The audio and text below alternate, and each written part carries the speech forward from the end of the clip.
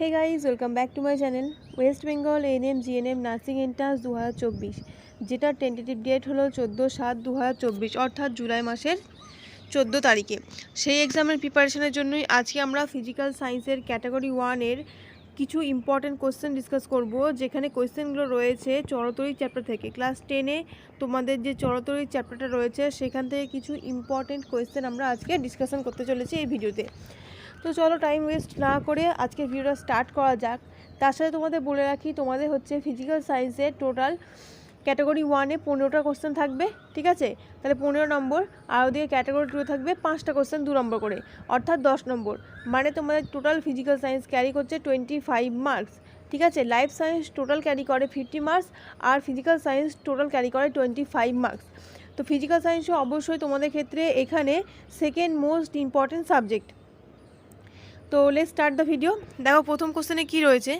First কোশ্চেনে কি বলা আছে, আধানের এসআই একক। আধানের এসআই বা ব্যবহারিক একক, এই কোশ্চেনটা কিন্তু আগেও এসছে, 2021 সালে কিন্তু এই কোশ্চেনটা অলরেডি চলে এসছে।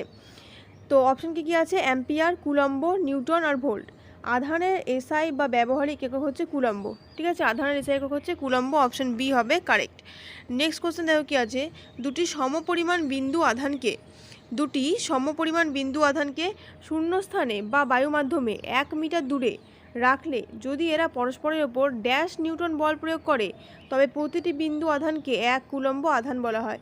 মানে এখানে 1 কুলম্বের যে সংজ্ঞা সেটা দেওয়া রয়েছে, আর তোমাকে এখানে বলতে হবে যে সমপরিমাণ বিন্দু আধানকে শূন্যস্থানে বা বায়ুর মাধ্যমে রেখে দিলে 1 মিটার দূরত্বে, তাহলে তাদের উপর কত নিউটন বল যদি ক্রিয়া করে, তাহলে সেটাকে আমরা বলছি 1 কুলম্ব।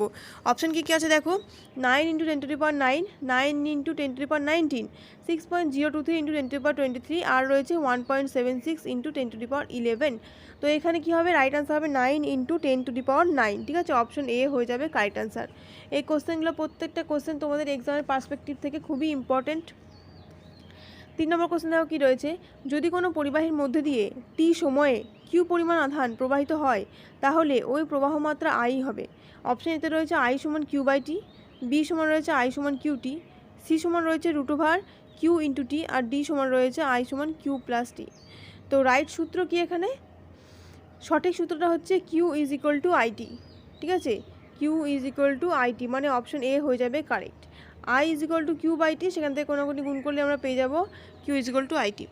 নেক্সট কোশ্চেন দেখো 4 নম্বর কোশ্চেন কি বলা আছে, বলছে দুটি সমজাতীয় তড়িতাধান যদি বায়ু মাধ্যমে পরস্পরের 1 সেন্টিমিটার ব্যবধানে থেকে পরস্পরের প্রতি 1 ডাইন বিকর্ষণ বল প্রয়োগ করে, তাহলে প্রত্যেকটি আধানকে আমরা কি বলবো, প্রত্যেকটা আধানকে আমরা বলবো 1 ইএসইউ আধান, ঠিক আছে? 1 ইএসইউ, অপশন এ হয়ে যাবে কারেক্ট।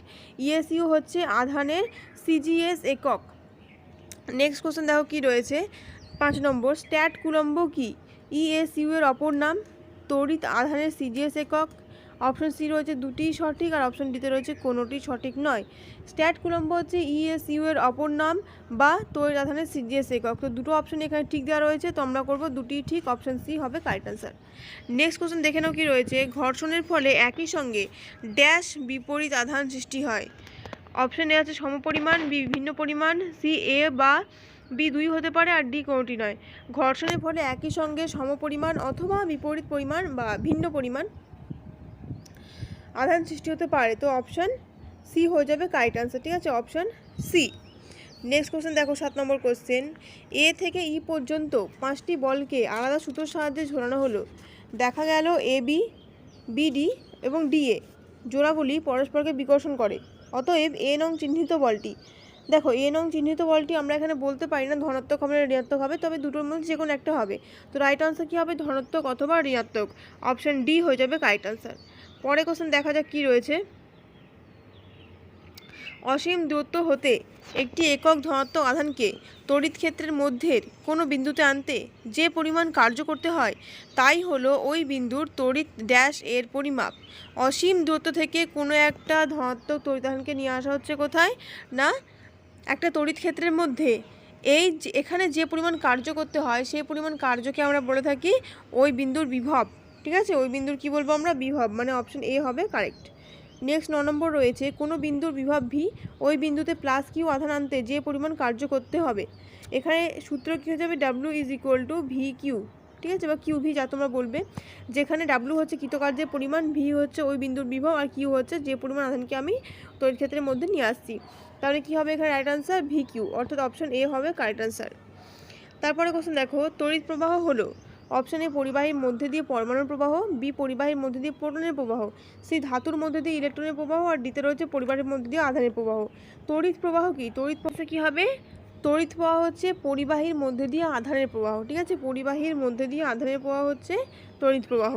নেক্সট কোশ্চেন দেখো, তড়িৎ প্রবাহ মাত্রা হলো একক ক্ষেত্রফলের মধ্যে দিয়ে অতিক্রান্ত আধান, একক আয়তনে উপস্থিত আধান, একক সময় অতিক্রান্ত আধান, নাকি কোনটি নয়? তড়িৎ প্রবাহ মাত্রা বলতে আমরা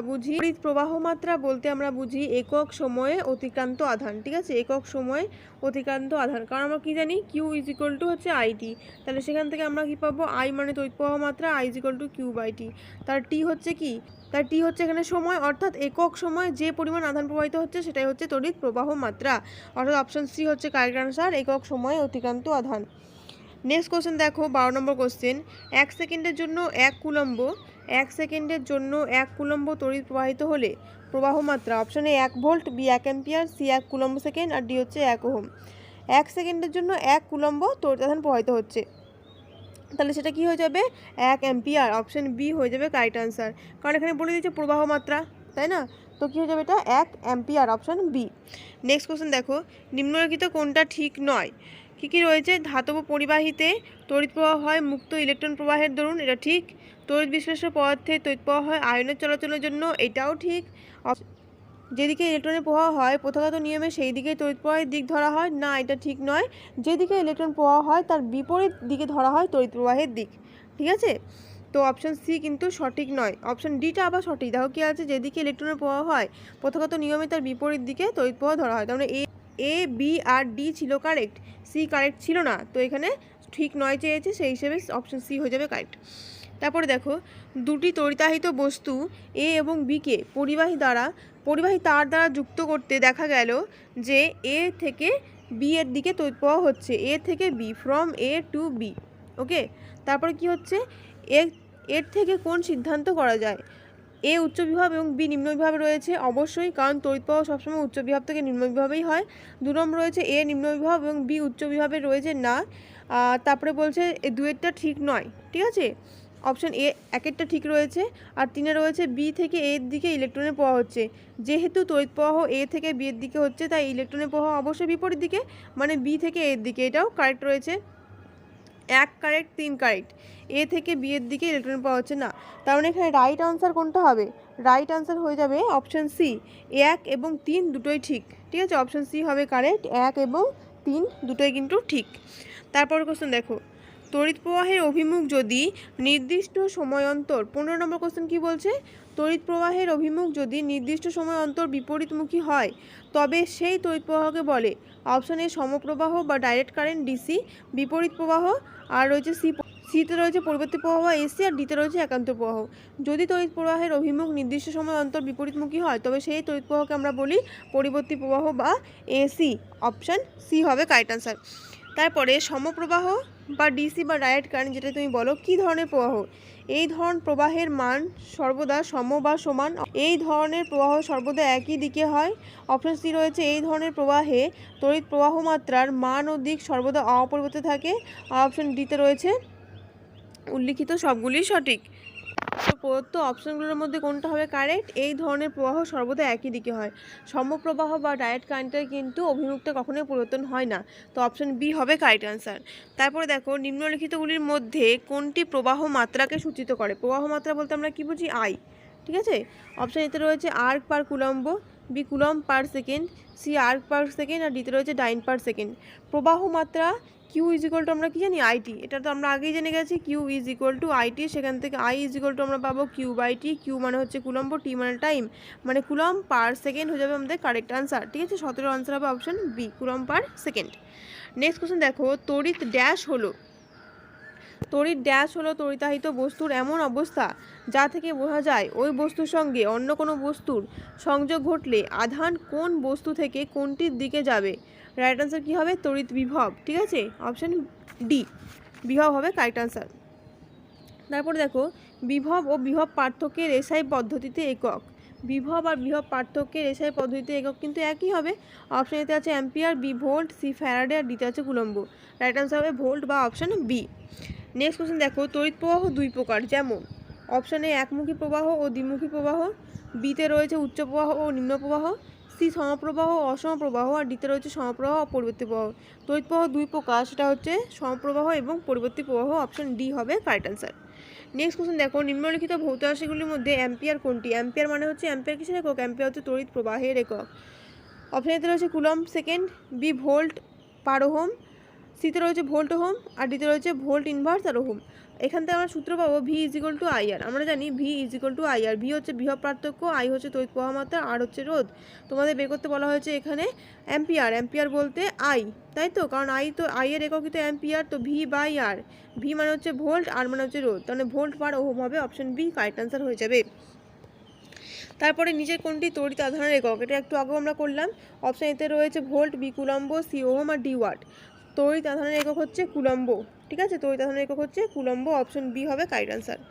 নেক্সট দেখো, তড়িৎ প্রবাহের অভিমুখ হলো অপশন এ প্রোটনের গতির বিপরীত দিকে, বি ইলেকট্রনের গতির দিকে, সি ইলেকট্রনের গতির বিপরীত দিকে আর ডি আছে প্রোটনের গতির দিকে।